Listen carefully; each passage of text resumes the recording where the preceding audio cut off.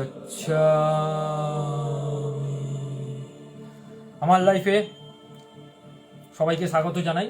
আজকে আমাদের লাইভ, অর্থাৎ আমাদের বলছি এই কারণেই যে আমি যে লাইভটা করি সেটা আপনাদেরও সবারই লাইভ, তাই জন্যই আমাদের কথাটা আমি ইউজ করছি।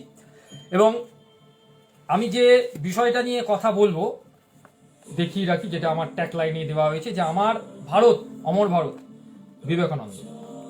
অর্থাৎ বিবেকানন্দকে যদি আমরা না জানি বা বিবেকানন্দকে যদি আমরা না পড়ি, বা তাহলে আমাদের বাচ্চাদের মধ্যে সেই যে এনার্জিটা গ্রো হবে না, কিছুতেই হতে পারে না। আমাদের সংস্কৃতি, আমাদের বিবেকানন্দকে জানা, আমাদের ভেতরে যে বিবেকানন্দটা কোনো না কোনো কারণবশত ঘুমিয়ে আছে, তাকে জাগাতে হবে। সেই জাগানোর কাজটাই আপনি আমি সবাই মিলে করব, যেখানে আমাদের বাচ্চাদের একটা সুস্থ পরিবেশ আমরা গিফট করব। এই সুস্থ পরিবেশ গিফট করার সম্পূর্ণ দায়ভার আপনাদের এবং আমাদের সবারই। তাই আমরা চেষ্টা করব তো সবসময় একটা পজিটিভ এনার্জির সঙ্গে একটা সুন্দর বৃত্ত তৈরি করতে, যে বৃত্তটা আপনার বাচ্চা, আমার বাচ্চা, প্রত্যেকটা বাচ্চাকে একটা সুন্দর পরিবেশ দেবে। যদি সুন্দর পরিবেশ চান তাহলে অবশ্যই এনার সঙ্গে থাকতে হবে, এনাকে পড়তে হবে। হয়তো বলবেন স্যার পড়ার সময় পাবো না, বা কিভাবে পড়বো, আমাদের অত পড়ার সময় না, তার জন্য আমি আছি।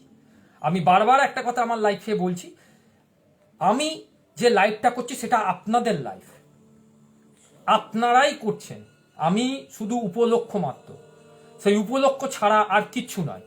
অর্থাৎ আজকের লাইফের এই যে আমার ভারত অমর ভারত, এই আমার ভারত অমর ভারতের যে জায়গাটা এখানে আমি বলবো আর কি, যে জায়গাটা নিয়ে আমি কথা বলবো, সেইখানটা হচ্ছে পাতা 48-এ, একটু সাউন্ডটা আমি কমিয়ে রাখছি এটাতে, পাতা 48-এর একটা জায়গায় সেখানে বলছে বিবেকানন্দ, সাধারণকে কেবল পজিটিভ আইডিয়াস দিতে হবে, নেগেটিভ থট মানুষকে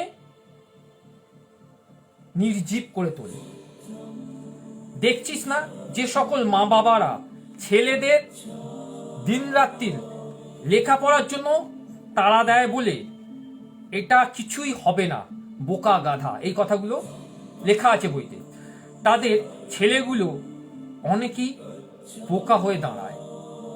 ছেলেদের ভালো বললে, উৎসাহ দিলে সময়ে নিশ্চিত ভালো ফল হয়। পজিটিভ আইডিয়া দিতে পারলে সাধারণের মানুষ হয়ে উঠবে এবং নিজের পায়ে দাঁড়াতে শিখবে। অর্থাৎ আমরা এই বইটা থেকে এত ভালো ভালো কথা পাবো, এত ভালো ভালো কথাগুলো এতে লেখা আছে। আমি বারবার যেটা বলছি, যে আমি যা কাজ করছি বা যা কাজ করব সব এনাকে সামনে রেখে করব, এই মানুষটাকে সামনে রেখে। যদি এই মানুষটার প্রতি আপনাদের ভালোবাসা থেকে থাকে, শুধু 12ই জানুয়ারি পালন করেই যদি সীমিত না থাকে, 365 দিন যদি এই মানুষটাকে স্মরণ করেন, বা 365 দিন যদি এই মানুষটার যে আইডিয়াগুলো দিয়ে গেছে, যে কথাগুলো পড়ে গেছে, আমরা যদি অক্ষরে অক্ষরে সেইগুলো যদি পালন করার চেষ্টা করি না, আমি গ্যারেন্টি দিচ্ছি আপনাদের বাচ্চাদের মধ্যে কোনো অ্যাডিকশন থাকবে না, থাকতে পারে না। যতই তারা মোবাইল দেখুক না কেন, আমি গ্যারেন্টি দিচ্ছি মোবাইল ফোন তো দূরের কথা, 10খানা মোবাইলকে সাজিয়ে দিল, ওরা মোবাইল ধরবে না, এই বইটাকে নেবে। কারণ এই বইটার মধ্যে, এই মানুষটার মধ্যে যে এনার্জিটা আছে, যে স্ট্যামিনাটা আছে, সেই স্ট্যামিনাটা আপনাদের বাচ্চাদের মধ্যেও আছে, আপনাদের মধ্যেও আছে। অনেকে বলবে ইনি তো নেই। ইনি কাদের কাছে নেই বলুন তো? যাদের কাছে ইনি শুধু একটা নাম মাত্র, বিবেকানন্দ, জাস্ট একটা নাম ছাড়া কিচ্ছু নয়, তাই তাদের কাছে উনি নেই, উনি মৃত। আর যা কাদের কাছে ইনি আছেন? আপনাদের কাছে, আমাদের কাছে। কারণ আমরা সবাই ভালো চাইছি, তাই আপনারা লাইফে আসছেন, আমার লাইফে আসছেন। আমার লাইফ একটু অন্য ধরনের, অন্য প্যাটার্নের। আমি কখনোই বলবো না যে আপনারা আমার কাছে জয়েন হন, আমাকে ভালোবাসা দিন, এই দিন, ফুল দিন, এন দিন, এইসব কোনো লাইফের কোনো কথা। কারণ এই কথাগুলো ইনি বলে যাননি, এই মানুষটা বলে জানি, এই মানুষটা বলে গেছে তোমার মধ্যে যা কিছু আছে তুমি ফাইট করো এবং সমাজকে সুস্থভাবে গড়ে তোলো। আমি সেটাই করার টার্গেট করছি। আমি সমাজকে সুস্থভাবে গড়ে তোলার অঙ্গীকারবদ্ধ নিয়েছি। তার সঙ্গে আপনারা আছেন। থাকা না থাকা সেটা আপনাদের চয়েস। যদি আমরা সবাই মিলে থাকতে পারি তাহলে আজ নয়তো কাল সমাজ ইনি যেরকম চেয়েছেন সেই রকমই হবে। বেলুর থেকে যারা আছেন, এই যে বেলুরে একজনকে দেখলাম, বেলুরে অনেকজন আছেন যারা বেলুর থেকে আছেন, যারা কেদারনাথ থেকে আছেন, প্রত্যেকটা মানুষকে আমি জানি আপনারা খুব ভালো মানুষ। আপনাদের মধ্যে সেই ভালো মানুষগুলো কোথাও না কোথাও লুকিয়ে আছে, কোনো না কোনো জায়গায় লুকিয়ে আছে, শুধু প্রকাশের অবস্থায়। শুধু আপনারা বেরিয়ে আসবেন। আগ্নেয়গিরির মতো আপনারা সুপ্ত অবস্থায় আছেন, জাস্ট আগ্নেয়গিরিটা ফাটার সময় এসে গেছে, যেটা আপনারা করবেন। আমি জানি আপনাদের দ্বারাই সম্ভব হবে, আপনারাই পারবেন। কারণ আমি আপনাদের সঙ্গে থাকছি, থাকবো। এবং স্বামী বিবেকানন্দের জীবন ও কথামৃত, এই যে বইটা, এই বইগুলো আমার পড়া হয়ে গেছে। দেখছেন বইটা কত পুরনো বই, এবং এই দেখুন বইয়ের অবস্থাটা দেখুন, কারণ এটা জলে নষ্ট হয়েছে, আমারই জন্য জলে, বর্ষাতে এটা নষ্ট হয়ে গেছে। এই বইগুলো আমার কাছে এক একটা অ্যাসেট, এবং আপনাদের বাচ্চাদের কাছে এক একটা অ্যাসেট, কারণ আপনাদের বাচ্চাদের মধ্যে সেই স্ট্যামিনাটা আছে। এবং এই বইটা হচ্ছে একটা নতুন বাইবেল, এটাও আমি করব, এটা বাংলাতে আছে। যদি আমরা সঠিকভাবে সঠিক পর্যায়ে নিজেকে মেলে ধরতে পারি, নিজেকে গ্রো করতে পারি, তাহলে আমাদের পজিটিভ এনার্জি, আমাদের ভেতরে যেটা সুপ্ত হয়ে আছে, সেই পজিটিভ এনার্জিটা গ্রো করবে। যেটা আমি আগেও বললাম যে আমার ভারত, এই বইটার প্রত্যেকটা লাইন, প্রত্যেকটা অংশ, ম্যাক্সিমাম অংশগুলো ভারতকে তৈরি করার অংশ। যে ভারতের মধ্যে আপনার ছেলে, আমার মেয়ে, আপনার মেয়ে, আপনারা, আমরা সবাই আছি। আমরা একদিন চলে যাব, কিন্তু রয়ে যাবে তারা নতুন ভারতকে নিয়ে এগোবে। আমরা সবাই চাই যে এই ধরনের ভারত আবার গড়ে উঠুক। ভারতের মধ্যে, ভারত, আই অ্যাম ইন্ডিয়ান, এই কথাটা বলার মধ্যে অনেক বেশি না পাওয়ার লাগে। আমি একটা কথা সবাইকেই বলছি, এবং এটা ম্যাক্সিমাম আপনারাও এটা বলবেন। আমরা ম্যাক্সিমাম সময় এটা করি, তো যেটা করি খুব খারাপ লাগে বলতেও, যে আমরা একে অপরকে, দোষারোপের থেকে একে অপরকে গালাগালি দিয়ে দিই। যে মানুষটা আপনাকে গালাগালি দিচ্ছে তাকে একটা প্রশ্ন করবেন, একটা ওয়ান জাস্ট কোশ্চেন, যে আপনি আমাকে গালাগালি করছেন, খুব ভালো কথা, থ্যাংক ইউ। আপনি আমাকে যে গালাগালিটা করছেন, আপনি একজন ভারতীয়, আমি একজন ভারতীয়, তাহলে আপনি ভারতীয় হয়ে একজন ভারতীয়কে গালাগালি করছেন। তাহলে বিবেকানন্দ কি আমাদেরকে এই শিখিয়ে গেছে? আপনি বিবেকানন্দকে পড়েছেন? সে হয়তো বলবে হ্যাঁ পড়েছি, কেন পড়িনি? তাহলে বিবেকানন্দের কোন বইতে লেখা আছে যে এই রকম ধরনের একজন ভারতীয়কে এইভাবে বলবে? উনি তো বিশ্ব সভায় ভারতকে উচ্চ পর্যায়ে নিয়ে গেছি, আর আমরা নিজেদের মধ্যে গালাগালি করে উচ্চ পর্যায় থেকে নিচে পর্যায়ে নিয়ে আসছি। এই শিখবো আমরা, কারণ আমরা যেটা বলবো সেটাই আমাদের বাচ্চাদের মধ্যে ট্রান্সফর্ম হবে, বাচ্চাদের মধ্যে সেই জায়গাটা ট্রান্সফর্ম হবে, এবং বাচ্চাদের মধ্যে সেই জায়গাটা ট্রান্সফর্ম হচ্ছে। এডিএইচডি একটা রোগ, তার সঙ্গে মোবাইল অ্যাডিকশন। আপনাদের মধ্যে কারোর সেই রকম কোনো অ্যাঙ্গেল নেই যে কেউ বলতে পারবে যে আমি স্যার, আমি বলে দিচ্ছি আমার বাচ্চা মোবাইল থেকে, সব রাস্তা আমার জানা আছে, এই বাচ্চাকে কিভাবে মোবাইল থেকে নিয়ে আসবো দূরে, কেউ বলতেই পারবেন না। আমি বলছি বাচ্চাকে মোবাইল থেকে দূরে আনার একটাই রাস্তা, ইনি দেখিয়ে গেছেন, যে রাস্তার খোঁজ আমি আগেই দিয়েছি বেলুর গার্লসকে যারা আছে, বেলুর গার্লস প্রাইমারিতে অনেক আগে, আজ থেকে প্রায় জানুয়ারি মাস থেকে আমি বেলুর গার্লসকে নিয়ে যে রিসার্চ করে গেছি, এবং তার ফলস্বরূপ বাচ্চারা পেয়ে গেছে। যদি 250 বা 300টা বাচ্চা থাকে, তার 50% বাচ্চাকে আমি হিল করে দিতে পেরেছি এনার শরণাপন্ন হয়ে, কারণ বেলুর মঠটা সামনে। এবং স্কুলের সঙ্গে আমি গিয়ে একটা কাজ করতে করতে, কন্টিনিউ করতে করতে সেই জায়গা থেকে এনেছি, এবং আমি এনার পথেই আমি চলছি। ইনি যে পথটা আমাদের দেখিয়ে দিয়ে গেছে। তাই প্রত্যেককে বলবো যে নিজের বাচ্চার প্রতি কেয়ার যেমন নিচ্ছেন, তেমনি নিজের বাচ্চার প্রতি কনফিডেন্সটা রাখতে হবে। এখানে যে কথাটা আজকে বললো, যে নিজের বাচ্চাকে বোকা বলা, গাধা বলা, এটা সবচেয়ে বড় মহাপাপ। এবং তার সঙ্গে আরো একটা পাপ হচ্ছে যে নিজের বাচ্চাকে ছোট করা। তার পজিটিভ যে জায়গাটা আছে সেই জায়গাটাকে আমরা তুলে ধরবো, নেগেটিভটাকে সরিয়ে দেবো। আপনার বাচ্চার মধ্যে 100%-র মধ্যে 60% নেগেটিভ আছে, আমি ধরে নিচ্ছি সে পারে না, ধরে নিচ্ছি 40% তো পারে, তাও ছেড়ে দিচ্ছি 80% পারে না, 20% তো পারে। এই 20%টা আপনারা নিয়ে আসুন বাচ্চার সামনে, বাচ্চাটাকে বলুন যে তুই তো এইটা পারিস, কি আছে, তুই ওটা পারিস না তো কি আছে, তুই তো এটা পারিস, তুই এটা দিয়ে কর না, কি আছে, অসুবিধা কি আছে। সে হয়তো ওয়ান বানান, ও এই ওয়ান বানানটা জানে না, কিন্তু ওয়ানটা লিখতে পারে, ওকে সেটাই বলুন যে তুই ওয়ানটা লিখে। আপনারা বলুন স্যার বয়স হয়ে যাচ্ছে কবে শিখবে, এটাকে যদি আমাদের মোটিভ হয় তাহলে আমরা কোনোদিনই শিখবো না। আর আমাদের যদি এটা মোটিভ হয় স্যার ওকে ও ওর মতো করে তৈরি হোক, ওর মতো করে এগোক, আপনারা তো, আমি তো আছি, আপনারাও তো আছেন, সবাই মিলে একসঙ্গে সুন্দরভাবে একটা ওয়ে তৈরি করব, সেই দৃঢ় সংকল্প নিয়ে আমাদের এগোতে হবে, সেই দৃঢ় সংকল্প নিয়ে আমরা এগোবো, যাতে আমাদের মধ্যে একটা পারফেক্ট লোক, পারফেক্ট মানুষ আমরা নিজেরা তৈরি হতে পারি, আমাদের বাচ্চাদের মধ্যে সেটা ট্রান্সফার করতে, তারা যেন আমাদের দিকে আঙুল না তুলে বলে আচ্ছা বাবা তুমি তো ওই দিন ওই মানুষটাকে বাজে কথা বললে। বাজে বলে শুধু গালাগালি কথাকে বাজে বলে না, অশ্লীল কথাকেও বাজে বলে না, নেগেটিভ কথাকেও বাজে বলে, যে তুমি তো এই কথাগুলো ওনাকে বললে আর আমি এই কথাটা বললেই দোষ।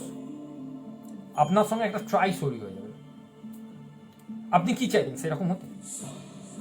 আপনি আপনার বাচ্চার চোখে চোখ রেখে বলতে পারবেন যে আপনি পারফেক্ট, আপনি সারাদিন কোনো নেগেটিভ কথা বলেন, আমি কোনো নেগেটিভ কথাই বলিনি, বলতে পারবেন আপনার বাচ্চার দিকে চোখে চোখ রেখে?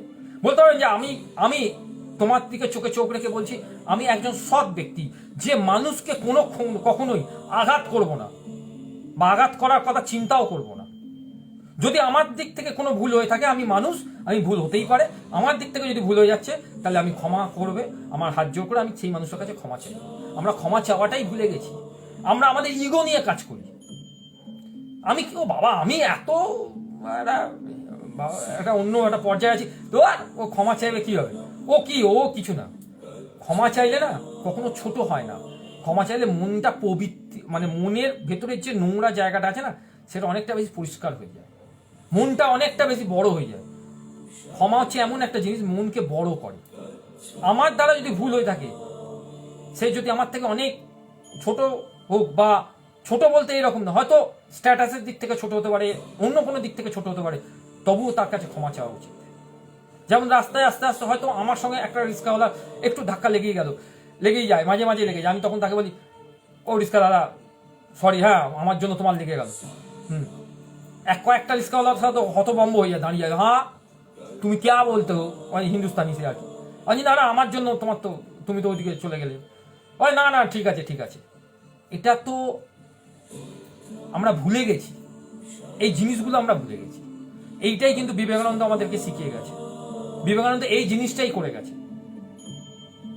সেই বিবেকানন্দের সেই জিনিসটাই আমি আপনাদের কাছে তুলে ধরব এবং তুলে ধরবো, তাতে যদি আমার লাইফে সংখ্যাটা কমে তবেই আচ্ছা। আমি তুলে ধরবো প্রত্যেকটা মুহূর্ত, প্রত্যেকটা জায়গা, প্রত্যেকটা পদক্ষেপ আমি বিবেকানন্দের তুলে ধরবো। বিবেকানন্দকে কেন তুলে ধরবো? আজকে হয়তো এই ফলটা আপনাদের কাছে যাই হোক না কেন, আগামী দিনে আমার ভিডিও আপনাদের আমার ইউটিউবে থাকছে, সেই ভিডিও একদিন না একদিন আপনাদের কাজে লাগবেই। সেই ভিডিও একদিন না একদিন বাচ্চাদের কাজে লাগবে, বাচ্চারা যখন বড় হবে তখন তারা বুঝতে পারবে, এবং আপনারাও চাইলে সেই ভিডিওটাকে কন্টিনিউ দেখাতে পারবেন যে কি ভুলে গেছে। আপনাদের পক্ষে গোটা বইটা পড়া সম্ভব না, আমি চাই না মেন লাইনগুলো আপনাদের সঙ্গে পড়ে, মেন জায়গাগুলো আমি চেষ্টা করব সেই অনুযায়ী জিনিসটা করতে। আজকের যে পজিটিভ এনার্জি যে বিষয়টা আমি প্রথমেই আপনাদের থেকে শুরু করছিলাম, অনেকে পরে এসেছেন তা শুনে নেবেন। যদি আপনাদের ভালো লেগে থাকে অবশ্যই, তার জন্য তো আপনারা অনেক বেশি সাহায্য করছেন আমাকে, আপনাকে, সবাইকে। একদম যেটা নাইট অ্যাফার্মেশন যেটা আমরা করি, তার জন্য যারা যারা লাইফে আছেন প্রত্যেককেই বলবো, যারা যারা লাইফে আছেন, এবং এখানে এমন একটা বন্ধু আছে আমার, যাকে আমি দেখতে পাচ্ছি এখানে, ও এই রকমই একজন মানুষ, পবিত্র সাঁতরা, তমলুক থেকে আছে। সে এরকমই একজন মানুষ, কোনোদিন তাকে রাখতে দেখিনি। আমরা হয়তো অনেক রেগে যেতাম, ছোটবেলায় একসঙ্গে খেলা হতো, খেলতাম আমরা। খুব মিস করছি ওকে, খুব মিস করি ওকে, কারণ ওর মতো কিছু মানুষ যদি আরও আমরা থাকতাম, আমাদের গ্রুপটা যদি থাকতো, সবাই ছিটকে গেছে বিভিন্ন জায়গায়। ও চলে গেছে তমলুক, অরিজিৎ বলে একটা ছেলে চলে গেছে বীরভূম, অরিজিতের দাদা চলে গেছে ব্যাঙ্গালোর, কয়েকজন এখানে আছে। সবাই যদি আমরা থাকতাম না, দ্যাট ইজ দ্য পাওয়ার, যেটা থ্রু আবার আমার সঙ্গে দেখা হচ্ছে, আপনাদের থ্রু দেখা হচ্ছে, আপনাদের মধ্যে সেই পাওয়ারটা আছে। যাই হোক, যাওয়ার আগে আই এম সরি, আজকের দিনে যা যা ক্ষতি আমার অজান্তেই হয়েছে, প্রকৃতি, মানুষজন, প্রকৃতিতে থাকা কীট পতঙ্গ, জন্তু জানোয়ার, সকলের ক্ষেত্রে যদি আমার দ্বারা কোনো ক্ষতি হয়ে থাকে, তার জন্য আমি ক্ষমা প্রার্থী। আই ফরগেট মি, আমি দুঃখিত সেই সব মানুষের কাছে যারা আমার কাছ থেকে কষ্ট পেয়েছে, সেই সব প্রকৃতির উদ্ভিদদের কাছে হয়তো আমার অজান্তেই আমার সাইকেলের চাকা হোক বা আমার পায়ে তাদেরকে মারাতে হয়েছে, তাই আমি ক্ষমা প্রার্থী তাদের কাছে। এবং একই সঙ্গে ক্ষমা প্রার্থী সেই সব প্রকৃতির প্রাণী, ছোট ছোট কীটপতঙ্গ প্রত্যেকের কাছে। থ্যাংক ইউ ইউনিভার্স, এই কারণে তুমি আমার মা বাবাকে ভালো রেখেছো। থ্যাংক ইউ ইউনিভার্স, তুমি এই কারণে তুমি আমার দেশবাসীকে ভালো রেখেছো। থ্যাংক ইউ ইউনিভার্স, এই কারণে তুমি আমার মেয়েদের ভালো রেখেছো, ছেলেকে ভালো রেখেছো, সবাইকে ভালো রেখেছো। থ্যাংক ইউ ইউনিভার্স, এই কারণে তুমি আমার পরিবারকে ভালো রেখেছো। থ্যাংক ইউ ইউনিভার্স, এই কারণে তুমি এই গোটা বিশ্বে প্রত্যেকটা মানুষের মধ্যে পজিটিভ এনার্জিকে গ্রো করে দিয়েছো। থ্যাংক ইউ ইউনিভার্স, এই কারণে তুমি প্রত্যেকটা মানুষের মধ্যে যে নেগেটিভ এনার্জি, সেটাকে আস্তে আস্তে রিমুভ করছো এবং সুন্দর পরিবেশকে তুমি গিফট করছো। থ্যাংক ইউ ইউনিভার্স, এই কারণে তুমি আমার লাইফে যতজন মানুষ এসেছে তারা প্রত্যেকেই ভালো মনের মানুষ, সেই প্রত্যেকটা ভালো মনের মানুষের সঙ্গে আমার সম্পর্কটাকে আরো গভীর করছো। তার জন্য আই লাভ ইউ ইউনিভার্স, এই কারণে তো তোমাকে আমি ভীষণ ভালোবাসি, কারণ আমি তোমাকে ফিল করছি আমার মধ্যে এবং আমার সামনে, আমার আশেপাশে, প্রত্যেকটা জায়গায় তুমি আছো, থাকছো এবং থাকবে। তার জন্যই প্রকৃতি এত সুন্দর হয়েছে, প্রকৃতিতে থাকা মানুষজন এত সুন্দর হয়েছে, আমার লাইফে প্রত্যেকটা মানুষ এত সুন্দর, প্রত্যেকটা মানুষের মন এত সুন্দর। Thank you universe, I love you universe. এই কারণে লাইফ শেষ করার আগে প্রত্যেক দিনের মতো যেটা করি, আপনারা আছেন, থাকছেন, থাকবেন, আমিও আছি, থাকবো। আশা করি লাইফের মতো চলবে। আশা করি আপনারা আপনাদের মতো করে কমেন্ট করবেন, অবশ্যই ফেসবুকে কমেন্ট করে দেবেন, তাতে আরো ভালো হবে এবং সেই ফেসবুক কমেন্টসের মধ্যে থেকে অনেক মানুষ অনেক কিছু জিনিস জানতে পারবে। শেষ করার আগে সবাই ভালো থাকছেন, ভালো থাকবেন, এই বলে আজকে লাইভ শেষ করছি। কালকে নতুন একটা টপিক নিয়ে আবার আসবো, নতুন ভাবে আসবো, নতুন ভালোভাবে আবার নতুন কিছু নিয়ে তৈরি হবো আমরা। ততক্ষণের জন্য সবাই ভালো আছেন এবং শুভরাত্রি।